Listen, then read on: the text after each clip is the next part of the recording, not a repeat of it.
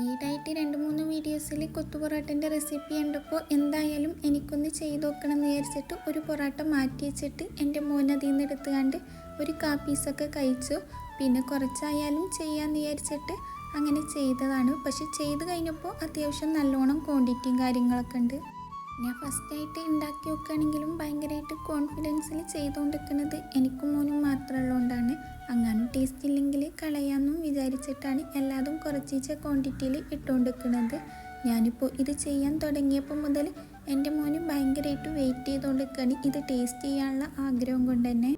ആൾക്ക് മുമ്പൊക്കെ എന്തെങ്കിലും ഫുഡ് കഴിച്ചിട്ട് ക്യാമറയെ നോക്കിയിട്ട് ഒരു അടിപൊളിയെന്ന് പറയണമെങ്കിൽ പറ്റിച്ചിട്ട് മിഠായിയൊക്കെ കൊടുത്തിട്ടായിരുന്നു പറയിച്ചിരുന്നത്. അത്രയ്ക്ക് ജാടായിരുന്നു. എന്നാൽ ഇപ്പോൾ ക്യാമറ ഉണ്ടെങ്കിൽ എത്ര പറ്റാത്ത ഫുഡാണെങ്കിലും ഓന് അടിപൊളിയാന്ന് തന്നെ പറയൽ. ഇതിപ്പോൾ രസമൊക്കെ ഉണ്ടെങ്കിലും ഓന് കഴിക്കാൻ കഴിഞ്ഞില്ല, എരിവുകൊണ്ട് തന്നെ.